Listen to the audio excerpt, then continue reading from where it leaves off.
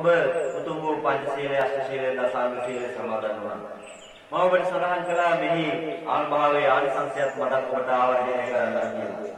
ඔබ ප්‍රාණඝාතය කරන්නේ නැහැ කියලා මේ සිල්පද වර්ග 3ෙදිම සඳහන් කළා. ප්‍රාණඝාතය. ඔබ හරි කැමතියි ඔබගේ ජීවිතයට. අනිත් සතුනොත් ලොකු කුඩා ભેදයක් නැතුව සියලු දෙනාම කැමතියි තම තමන්ගේ ජීවිතවලට. මෙන්න මේ උතුම් වූ ජීවිත උතුම් ලෙස ආරක්ෂා කරගන්න. ඔබ ඔබගේ ජීවිතය ආදරේ වුණාට ඔබගේ ජීවිතයට ඔබ ආදරේ කරුණාව නැtei කියලා හිතෙන්නේ ක්‍රෝධය, වෛරය, ඊර්ෂ්‍යාව හිතේ තියාගෙන ඔබගේ ජීවිතය ඔබම විනාශ වන ආකාරයට ඔබ දැඩි ලෙස පීඩා විඳිනවා. ඔබගේ හිත තුල මානෙ තබාගෙන සිටිනවනම් ඔබගේ සිත තුල මහත් තත්වය තබාගෙන සිටිනවනම් ඔබ ඔබගේ ජීවිතය තුල මොහොතින් මොහොත ඒ අනුසාරයෙන් තෘෂ්ණාවෙන්, ලෝභයෙන්, ද්වේෂයෙන් සිටිනවා. මෙන්න මේ ජීවිතය මොහොතින් මොහොත ඔබගේ මොළය තුල ඇතිවෙන ඒ රසායනික විපර්යාසය ඔබව මහා පීඩාවකට ගෙනෙනවා. ඒ නිසා මේ මහා පීඩාවන්ගෙන් ඔබ ආරක්ෂා වෙනවා නම් ඔබගේ ජීවිතයත් මේ මරණය කරා ලං වීම වේගවත් බව අඩු වෙනවා. එහෙනම් ප්‍රාණඝාතයෙන් වැළකෙන්නේ නැහැ කියන ඔබ මේ අනිත් සතුන් නොමරන එක විතරක් නෙමෙයි ඔබගේ ජීවිතයේ වේදනා, පීඩා, කම්පටොළු ආදීනුත් ආරක්ෂා කරගෙන අද දවස උතුම් වූ මෙත්සිතින් ගත කරනවා කියලායි ඔබ ඒ සමාදන් වුනේ. ඒ නිසා අද සත්තු මැරුවේ නැහැ කියලා හිතියට ඔබගේ ළඟ මේ ප්‍රාණඝාත ආදී අකුසල කර්මය සිදු නොවන්නට නම් ඔබව මරා ගැනීමෙන් වළකින්නයි මම මේ සඳහන් කළේ. ඒ වගේම අන්සතු දෙන්න ගන්නේ නැහැ කිව්වා. ඔබ සීල සමාදානයටපත් වුණාට පස්සේ ඔබට හොරකම් කරන්න දෙයක් නැහැ. සියලුතුන් කොහොමත් වටිනා දේවල් ගේන්නේ නැහැ. බස්කුලි විතරයි අරගෙන ඉන්නේ. එහෙනම් ඉතින් අන්සතු දේවල් ගන්නවා කියලා කියවට වැඩක් වෙන්නේ නැහැනේ. මෙන්න මේකේ වැදගත් අර්ථයක් තියෙනවා. අන්සතු දේ ඔබගේ ජීවිතය ඔබගේ නෙමෙයි. ඔබගේ මේ කය ඔබගේ නෙමෙයි. ඔබගේ මේ කය තුල තිබෙනා වූ වේදනාවල්, පීඩාවල් සිට ඇතිවෙච්ච රෝගාබාධයන්හි වේදනාව සිට, පීඩාව සිට ඔබ අනිත් කෙනෙකුගේ දුක්ඛ දෝමනස්යන් ගන්නවනම්, අනිත් කෙනාගේ අදපුද හොයනවනම්, අනිත් කෙනා වෙනුවෙන් වපරෙහි බලනවනම්, තෘෂ්ණාවෙන්, රාගයෙන් බලනවනම් අන්සතු දේ ගැනීම තමයි එය. අන්න ඒකින් වළකින්නට අවශ්‍යයි.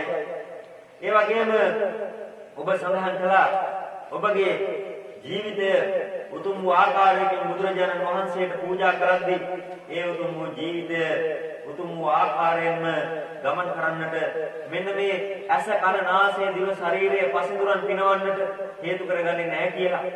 පසිඳුරන් පිනවීම ඔබකට බුදු දහම් පදයක් අහලා බුදු ගුණ ගීයක් කියලා ඔබගේ සිත සතුටු කරගන්න පුළුවන්.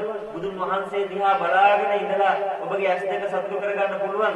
දහම් කරුණු කාරණාවක් අහලා, කවියක්, ගායනාවක් අහලා ඔබගේ කන් දෙකින් ලැබෙන ඒ හඬ තුලින් ඔබගේ අධ්‍යාත්මය සතුටු කරගන්න පුළුවන්. නමුත් ඔබගේ ඇසෙන්, කනෙන්, නාසයෙන්, දිවෙන්, ශරීරයෙන් ගන්නා වූ යම් අරමුණු නිසා ඔබගේ සිත දූෂණය වන්නේ නම් අන්න පංච කාමයට මේ හේතු වෙනවා. අන්නේ කාමයේ සුමිච්ඡාචාර ඒ සිදු කරන්නේ නැහැ කියලා කිව්වා. ඔබගේ සිත හැම වෙලාවකම වංචාවට, පීඩාවට ලක් කරගන්නවා. මෙන්න මේ නිසා ඔබට සිදු කරන්නට වෙනවා මුසාව. මෙන්න මේ නිසා ඔබගේ ආත්මයට වංචා කරනවා. මුසාව අන් අයව මුලා කරන්නට භාවිතා කරනවා වගේම මතක තියාගන්න අන් අය මුලා කරන්නට භාවිතා කළාට තම තමන්මයි මේකෙන් පීඩාවට ලක් වෙන්නේ. තමන්මයි මේකට මුලාවට ලක් වෙන්නේ. එහෙනම් මෙන්න මේ මුසාව ඔබගේ සිත තුළ දරන්නට හදන්නට එපා. ඔබ මේ පංචශීලය ආරක්ෂා කරනවායි කියලා ඒක උඩින් කියන සිල්පද ටිකක්, ඒක පහලින් ඇති සිල්පද ටිකක් කියලා එයා විඳිනවනම් ආරක්ෂා කරගන්න ඔබට බැරි නම් ඔබ කියලා තියෙන්නේ මුසාවක් පින්වත්නි. ඒ නිසා ඔබගේ අධ්‍යාත්මයට බාධා වන්නා වූ එවැනි දේ සිදු වෙන්න ඉඩ අරින්න එපා. ඔබ පංචශීලය ආරක්ෂා කරනවා කියලා සමාදන් වෙලා ඒක කරගන්න බැරි වුණා නම් ඒක මුසාවක් වෙනවා. ඒ වගේම තමයි ඔබගේ ගමන් මගට බාධා වෙන මානය වගේම අනිකුත් සියලු කාරණාවන් වගේම ඔබගේ ගමන් මගට බාධා වෙන්නා වූ තවත් එක දෙයක් තිබෙනවා. ඔබ වැඩියෙන් පත් කාලා, වැඩියෙන් අනුභව කරලා ඔබ මත් වෙලා තියෙනවනම් ඔබ රහමෙර පානය කරන්නේ නැහැද කොහොමද? ඔබ දැඩි ලෙස මත් බවකටපත් වෙන හේතුවක් වෙන්න පුළුවන්. ඒ වගේම තමයි ඔබ මත් වෙන තව දේවල් තියෙනවා. ඔබගේ අලංකාරය නිසා ඔබ මත් වෙනව වෙන්න පුළුවන්. ඔබගේ තත්ත්වය නිසා ඔබ මත් වෙනව වෙන්න පුළුවන්. ඔබගේ මිල මුදල් නිසා ඔබ මත් වෙනව වෙන්න පුළුවන්. ඔබ දූ දරුවෝ නිසා මත් වෙනවා වෙන්න පුළුවන්. ඔබගේ ජාතිය කුලය ආදී දේවල් නිසා මත් වෙනවා වෙන්න පුළුවන්. මෙන්න මේ සියල්ල නිවනට බාධාවල් පින්වත්නි. ඒ නිසා මදයට ප්‍රමාදයට හේතු වෙන්නා වූ මෙන්න මේ දේවල් වලින් ඔබ ඈත් වෙන්නට ඕන. උතුම් බුද්ධ පුත්‍රයෙක් වගේ, උතුම් මුත්තමාවෙක් උත්තමාවියක් වගේ ඔබ දැඩි ලෙස බුදුරජාණන් වහන්සේට නැවූ හිත කොයිතරම් සෞම්‍ය වෙන්න ඕනද කියලා කියතොත් මහා සුළඟකට බිම දක්වා නැවෙන උණ ගහක් පරිද්දෙන් ඔබ දැඩි ලෙසම නිහතමානී වෙන්නට ඕන. ඔබගේ තත්ත්වයේ බලය තරහා තිරම බුදුරජාණන් වහන්සේගේ ධර්මය අසුර කරන්නා වූ අද දවසේදී ඇති කරගත්ත නම් ඔය කරවට අදාගත්ත සාටකයේ උතුරු සලුව පාවිච්චි කරගෙන ඔබ ඒක සිදු කරනවා නම් ඔබට සිදු වෙන්නේ මහා අවඩක් අගතියක්. ඒ නිසා සුරාමේරේ මජ්ජපමා දත්තානා වේරමණී සික්ඛාපදං සමාදියාමි කියලා සමාදන් වෙලා ඔබ රහමෙර පාවිච්චි කරේ නැතුව හිටියට විතරක් වැඩන්නේ නැහැ. මත් වෙන අනිකුත් සියලුම දේවල් වලට ඔබ ඈත් වෙන්නට ඕන. ඒක හොඳින් මතකයේ තබා ගන්න. ඒ නිසා ඔබට මේ උතුම් වූ ධර්මයේ ගමන් මඟ බුදුරජාණන් වහන්සේ කිව්වා මහා ප්‍රඥාවන්තයින්ට විතරයි කියලා. එහෙනම් මේ දහම ඇතුලේ තියෙන ඒවා මතු පිටින් තිබෙන ලක්ෂණය නොවන බව ඔබට හොඳින්ම තේරෙනවා, පැහැදෙනවා. ඒ නිසා හොඳින් අවබෝධ කරගන්න. සුමග පින්බිමට පැමිණෙන ඔබගේ රුපියලක්වත් කඩා වඩා ගන්නට මට උවමනාවක් නැති නිසා තමයි මේ දහමේ යථාර්ථය මම ඔබට හැමදාම හැම විටම ඒකාලෝක කරගන්නට සියලු යථාර්ථය ඔබට සඳහන් කරන්නේ. ඔබ පංචශීලයේ සමාදන් වෙලා අර වැරදි වැඩ පහකින් ආරක්ෂා වෙනවා කියලා කිව්වට වැඩක් නැති බව එහෙනම් ඔබට දැන් තේරෙනවා. අෂ්ටශීලයේ සමාදන් වෙලා ඉතුරු තුනත් එකට එකතු කරගෙන ඒ වැරදි අටම නොකරනවා කියලා සමාදන් වුණාට වැඩක් නැහැ. එහෙනම් දසශීලයේ සමාදන් වෙලා මතක තියාගන්න පින්වත්නි, දසශීලයේ සමාදන් වුණු අය විකාල භෝජනේ සැනින් සැරේ නුවමනාදී අන්නේ නැහැ කියලා කියවෝ විතරක් නෙමෙයි, ඔබ ඔය කන දේවල් විතරක් නෙමෙයි, බුලත් පිට හපන එකේ ඉඳලා විතරක් නෙමෙයි, වෙනත් ආහාරයක් ගන්න එක විතරක් නෙමෙයි. මොනවද මේ ආහාර කියලා කියන්නේ? සැරින් සැරේ ගන්න ආහාර මොනවද? කබලීකාර ආහාර, මනෝ සංසේචිත ආහාර, විඥාන ආහාර. එහෙනම් මේ විඥානය වැරදි ආකාරයෙන් සතපවන්නට ගන්නා වූ ආහාර තියෙනවා. මනස තුලින් ඔබ ආහාර ලබා ගන්නවා. මොනවද මේ මනස සතපවන්නට? එහෙනම් මේ පස්ඳුරන් විතරක් නෙමෙයි, මෙන්න වැරදි දේවල් වලින්, වැරදි තැන් වලින් ඔබ තව ආහාර ලබා ගන්නවා ඔබගේ මෙන්න මේ සසර පැවැත්ම සඳහා. ඒ නිසා මේ සසර පැවැත්ම සඳහා ලබා ගන්නා වූ මේ කබලීකාර ආහාරය විතරක් සැරින් සැරේ අරගෙන නැතුව හිටියට වැඩක් නැහැ. අනිත් වෙලාවට දුක්ඛ දෝමනස්යන් ඔබ ආහාරය කොට ගන්නව නම්, වැරදි දේවල් ඔබගේ සිත තුළ සිහියේ පිහිටුවාගෙන ඉන්නව නම්, මේව ඔබගේ මනසට, විඥාණයට ආහාරයක් වෙනවා. ඒ නිසා අන්න මේ දේවල් වලින් කරකෙන්නට ඕන බව ඔබ හොඳින් අවබෝධ කරගන්නට ඕන. ඒ වගේම තමයි ඔබ නැටීම් ගැයීම් ආදී දේවල් කරන්නේ නැහැ කියලා කිව්වා. නැටීම් ගැයීම් ආදී කරන්නට මේ එළියට බහලා අත් කරකවගෙන අඩි හප්පගෙන උඩ පැන නටනවා විතරක් නෙමෙයි. මතක තියාගන්න, ඔබගේ හිත ඇතුලේ තව ගොඩාක් දේවල් රැඟුම් පානවා. මෙන්න මේ හිත ඇතුලේ පාන රැඟුම් සියල්ල අද නවත්තන්න. ඒ දේවල් වලින් වැළකෙන්න. ඒ වගේම තමයි ඔබ ඔබගේ අලංකාරයේ පිණිස ආලේපන ද්‍රව්‍ය පාවිච්චි කරනවා. සෙන් පවුඩර් සාප්පු දාගෙන ඉන්නේ නැහැ නේ. සිල්ලඳුම විතරයිනේ ඔබගේ බෑග් එකේ දාගෙන ඉන්නේ. නමුත් මතක තියාගන්න, ඒව දාගෙන ආවේ නැති වුණාට මේ ආලේපන ද්‍රව්‍ය වලින් සැරසෙන දේවල් වලින් ඔබ සැරසෙන්න උත්සාහ කරනවා සැරෙන් සැරේ. සමහර වෙලාවට එක්කෙනෙක් එක පහනක් පත්තු කරනකොට අගය කර දෙවෙනි පහන, තුන්වෙනි පහන, හතරවෙනි පහන වැඩියෙන් පත්තු කර ඉන්නවා. එහෙනම් මේ ඔබ සමහර වෙලාවට ඔබගේ අලංකාරයේ පිණිස, ඔබගේ හිත අනිත් අයට ඇද ගැනීම පිණිස හේතු කරන දේවල්. ඒ නිසා අනිත් අය දිහා ඔබගේ අනිත් අයගේ අවධානයට පිණිස හේතු වෙන දේවල් උවමනාවෙන් කර නෙමෙයි. බුදුරජාණන් වහන්සේ වෙනුවෙන් පහන් කෝටියක් වුණත් පත්තු කරාට කමක් නැහැ පින්වත්නි. අනිත් අයගේ අවධානයේ පිණිස නෙමෙයි, අනිත් අයගෙන් ಗುಣ නම්බුනාම අහන්න නෙමෙයි ඔබ දන් දෙන්න ඕන, පින් කරන්න ඕන. එහෙමනම් අන්න මේ දේවල් ඔබ හොඳින් ඔබගේ සිත තුළ අධිෂ්ඨාන කරගෙන නිවැරදි ආකාරයෙන් අනුගමනය කරන්නට වග බලා ගන්න. උච්චාසයන මහාසයන වේරමණී සික්ඛාපදං සමාදියාමි කියලා උස්සසුන් මහාසුන් පාවිච්චි කරන්නේ නැහැ කියලා කිව්වා. මොනවද මේ උස්සසුන් කියන්නේ? ඔබට වැඩි ගුණයෙන් වටිනා පුජ්‍යලයක් ඔබට වැඩි පහලින් ඉන්නවනම් ඔබ ඉහළ ඉන්නේ නැහැ කියලා කිව්වා. බුදුරජාණන් වහන්සේට වැඩි ඉහළින් ඔබ ඉන්නේ නැහැ කියලා කිව්වා. එහෙමනම් ඔබට ඒ දේ බුදුරජාණන් වහන්සේගේ ඉඳලා ආර්ය උත්තමයේ දක්වා අනුගමනය කරන්නට අපට හේතුවක් වෙනවා. මහාසුන් කියලා කිව්වේ මොකද්ද? සමහරක් වෙලාවට මේ සිල් ගන්න අය හොඳට කුෂන් එකක් ගෙනල්ලා ඕකේ වාඩි වෙලා, අනේ කුෂන් එකක් ගෙනල්ලා වාඩි වෙන්න ප්‍රශ්නයක් නෙමෙයි. නමුත් ඒකත් වෛවාරම්භ කරගෙන, ලස්සන කරගෙන එහෙම නෙමෙයි. පුංචි පුටුවක් ගෙනල්ලා එන තියාගෙන ඉන්න බැරි නිසා කපුව කැඩෙත්තුව හැදෙච්ච නිසා එහෙම කළාට කමක් නැහැ. නමුත් මතක තියාගන්න ඔබ ඒක සිදු කරද්දී කොයි වගේ තැනකට කොයි වගේ ආකාරයකද ඒක කරන්නේ කියලා හොඳින් අවබෝධ කරගන්න. ඔබ වාඩි වෙලා ඉන්නව නම් පුටුවේ ඔබ මහා වේදනාවකින් නම් ඉන්නේ. ඔබ අන්සතු දෙය ගන්නව නම් ඒ කිව්වේ ඔබගේ කය තුල ඇතිවෙන වේදනාව පීඩාව ඔබ දරගෙන නම් ඔය පුටුවේ වාඩි වෙලා ඉන්නේ. ඔබට වැඩිය හොඳට පුංචි ළමයෙක් පුංචි දරුවෙක් බිම ඉඳගෙන භාවනා කරනවා නම් මතක තියාගන්න පින්වත්නි ඒ කෙනා පුංචි දරුවෙක් වුණත් ඔබට වැඩිය උතුම්. ඒක හොඳට මතක තියාගන්න. ඔබ වේදනාව පීඩාව දරාගෙන ඔබගේ වැඩිහිටිකමට ඔබගේ පුඩු උඩින් වාඩි වෙලා ඉන්න ඕනොත් නම් ගෙදර ඉඳගෙන ඒක කරන්න පුළුවන්. සීල සමාදානයටපත් වෙලා භාවනා කරන වෙලාවේදී වැඩිහිටියා වෙන්නේ කවුද?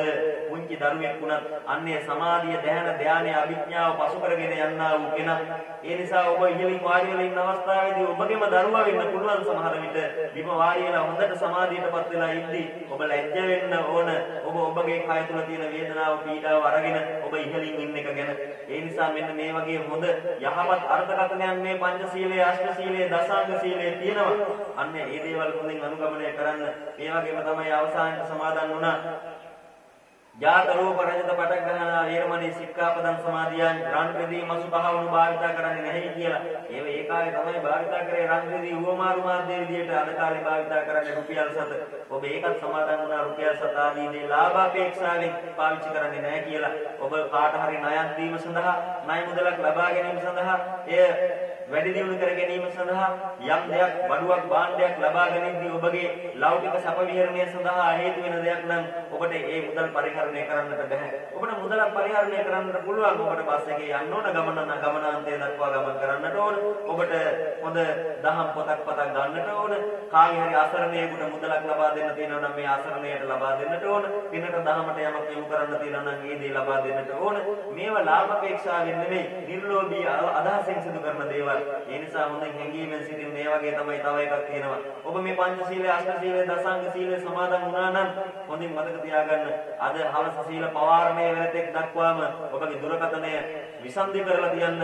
ඔබට බෑ අද ලෞකික ක්‍රියාමාර්ග ඔස්සේ තවත් අයගේ වේදනාවල් පීඩාවල් ඔය දුරකථනයෙන් ලබා ගන්න. එහෙමනම් මතක තියාගන්න අනිත් අයගේ කන්තිනරි වෙන්න පුළුවන්. අනිත් අයගේ සැප දුක් විහරණය වෙන්න පුළුවන්. කොහොමද අර ඊටමට අද වැඩ කරන්න කට්ටිය ආවද තේ කැලේ තේදල්වද කැඩෙනවද? ඕවා තමයි මේ දුරකථනය අරගෙන නැතුව පාවිච්චි කරලා අහන්න පැත්තකට වෙලා. ඒ නිසා මේ දානමය විවේකයේදී මතක තියාගන්න ඔබට හදිසි රෝගාබාධයක් හැදලා බෙහෙත් ටික ගෙන්න ගන්න ඕන නම් ඒ හැරෙන්න ඔබට මොනවා හරි දෙයක් පීඩාවක් මහා ධර්මයක් විනාශයක් ඔබගේ ජීවිතේ වෙන්න හදනවා නම් ඒ වගේ දෙයක් හැරෙන්න ඔබට මේක පාවිච්චි කරන්න බෑද?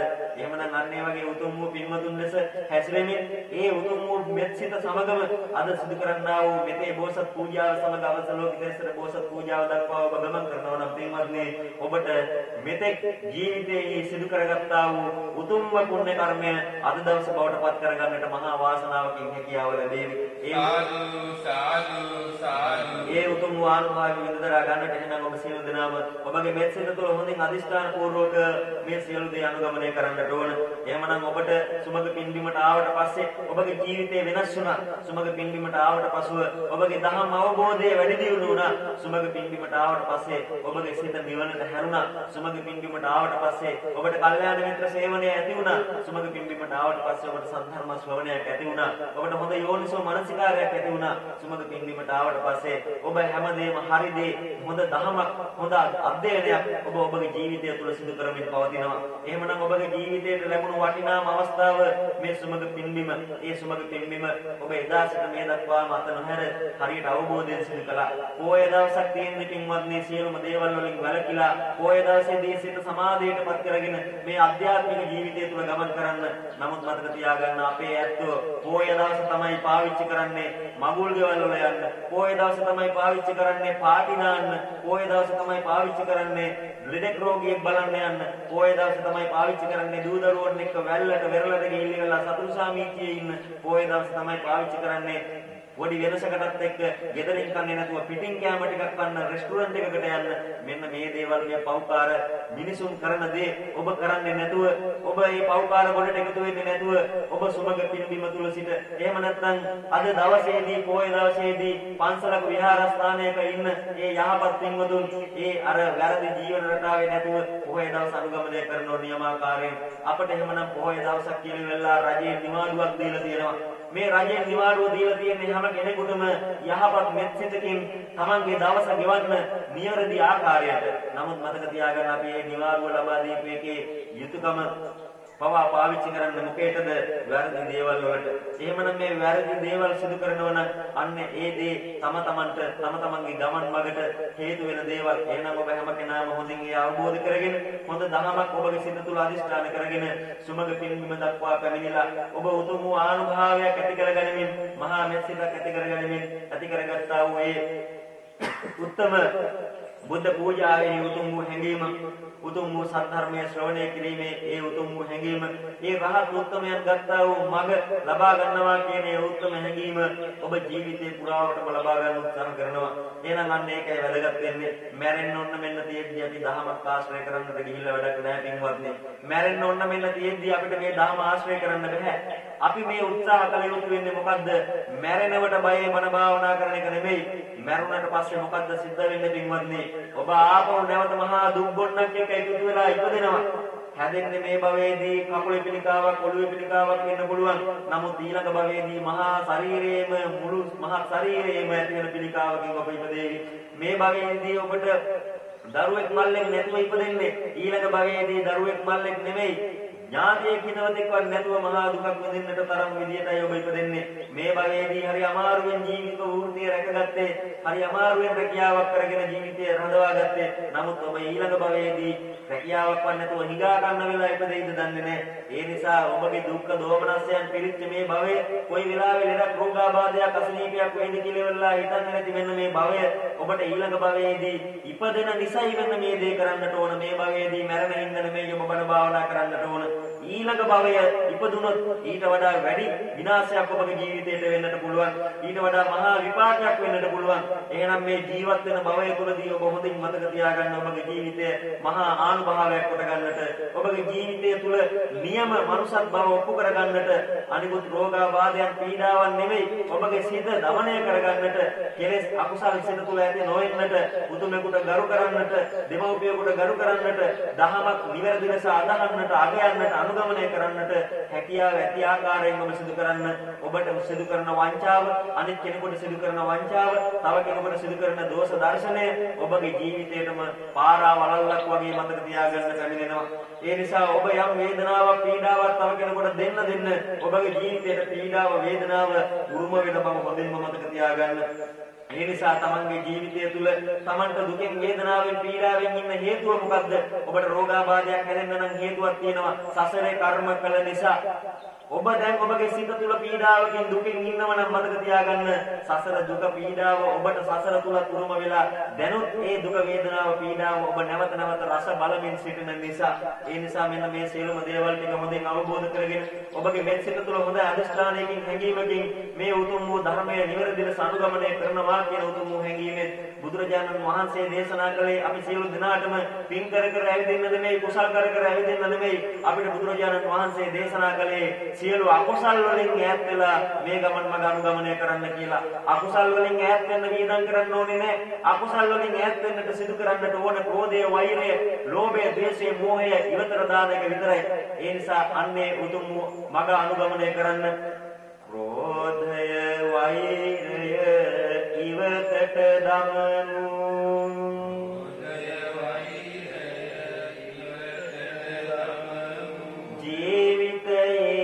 අප හරි මඟ දකිමු.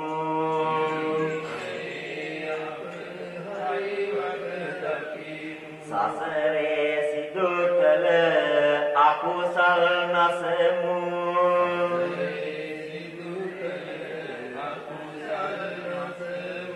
අරියට මඟ අප අනුගමනය කර.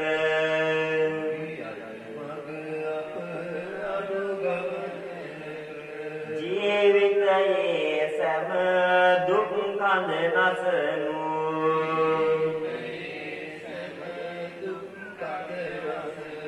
සිතේ කයෙහි වචනය සංවර කර.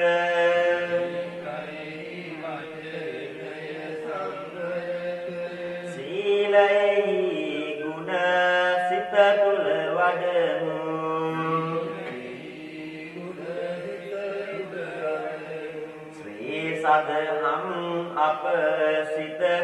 මතු කර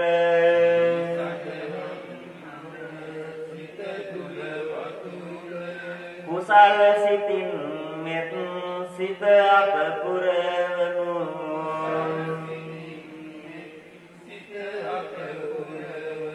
කුසල් සිතින් අප මෙත් සිත පුරවමු